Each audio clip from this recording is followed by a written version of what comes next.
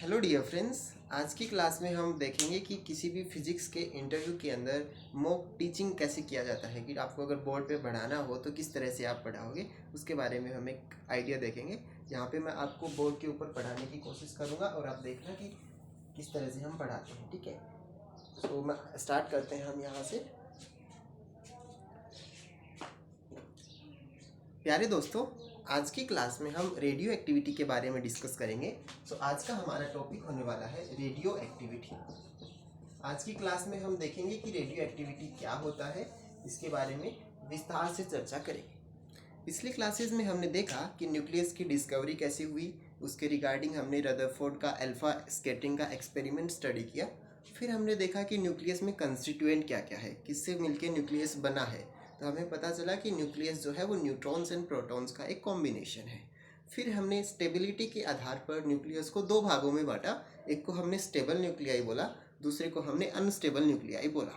फिर हमने stable nuclei की कुछ प्रॉपर्टीज़ के बारे में डिस्कस किया, जैसे कि binding energy, semi empirical mass formula, वो तो बाद में आता है। Then we talk about the binding energy कितना है न्यूक्लियस का, स्पिन कितना है, पेरिटी कितना है ग्राउंड स्टेट के अंदर, रेडियस की क्वालिटेटिव साइज़ कितनी है, उसके बारे में हमने बेसिक आइडिया देखा। आज की क्लास में हम अनस्टेबल न्यूक्लियाई की एक स्पेशल प्रॉपर्टी की बात करेंगे, जिसको हम रेडियो एक्टिविटी बोल रहे हैं। तो आज की क्लास में हम समझने का प्रयास करेंगे कि रेडियो एक्टिविटी क्या है। सबसे पहले हम देखेंगे कि व्हाट इज रेडियो एक्टिविटी। फिर हम रेडियो एक्टिविटी से रिलेटेड उसका जो डीके लॉ है उसके बारे में बात करेंगे। तो दूसरा टॉपिक हमारा होगा डीके लॉ। उसके बाद में हम बात करेंगे कि कितने टाइप्स के रेडियो एक्टिव होते हैं, रेडियो एक्टिविटी के क्या क्या प्रकार हैं, तो हम टाइप्स देखेंगे। And finally we will move on to the application part of radioactivity. Okay, so this is going to motto of class. तो सबसे पहले समझते हैं कि व्हाट इज रेडियो एक्टिविटी। तो रेडियो एक्टिविटी एक न्यूक्लियर फेनोमेना होता है जिसमें अनस्टेबल न्यूक्लियाई स्पॉन्टेनियसली डिके करके किसी मोर स्टेबल स्टेट में जाने की कोशिश करता है, और इस प्रोसेस के दौरान वो कुछ पार्टिकल्स या फिर कुछ रेडिएशंस का इमिशन करता है, और इस प्रोसेस को हम रेडियो एक्टिविटी बोलते हैं। तो हम ऐसा कह सकते हैं कि रेडियो एक्टिविटी एक न्यूक्लियर फेनोमेना है। सबसे पहले हम ऐसा बोल सकते हैं कि ये क्या है, एक न्यूक्लियर फेनोमेना है।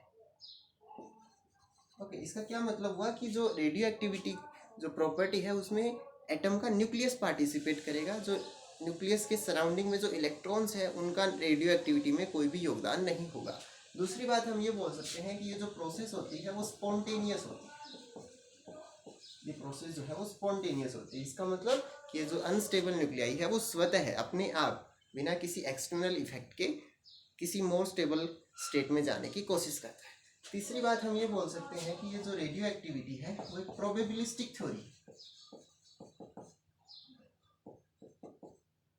Is a probabilistic theory. इसका क्या मतलब हुआ, इसका मतलब ये है कि अगर हमारे पास एक सैंपल है जिसमें लार्ज नंबर ऑफ न्यूक्लियाई है, मान लेते हैं कि हमारे पास 10,000 न्यूक्लियाई का एक सैंपल है, तो हम एक निश्चित तौर पे नहीं बता सकते कि कौन सा न्यूक्लियाई किस टाइम पे डीके होने वाला है। हम सिर्फ बता सकते हैं तो इसकी प्रोबेबिलिटी कि इस सैंपल में से कुछ nuclei, half of the nuclei इतने टाइम में डीके हो सकते हैं। हम एक निश्चितता के साथ में ये नहीं बता सकते कि कौन सा न्यूक्लियाई अब डीके होगा, कौन सा न्यूक्लियाई बाद में डीके होगा। हो सकता है कि कोई न्यूक्लियाई अभी डीके हो जाए, हो सकता है कि कोई न्यूक्लियाई बहुत समय बाद डीके हो। तो it is all about the probabilistic theory. तो we remember these things about the radioactivity. अब हम देखने का प्रयास करते हैं कि डीके लो क्या होता है। अच्छा, अभी ओके, जब हमने इतना लिख दिया तो जब आप किसी इंटरव्यू में जाओगे तो अब इंटरव्यू जो ले रहा है उसके माइंड में क्या होगा, बंदे ने इतना बताया तो हम आगे चल के इनमें से क्वेश्चन पूछ लेते हैं।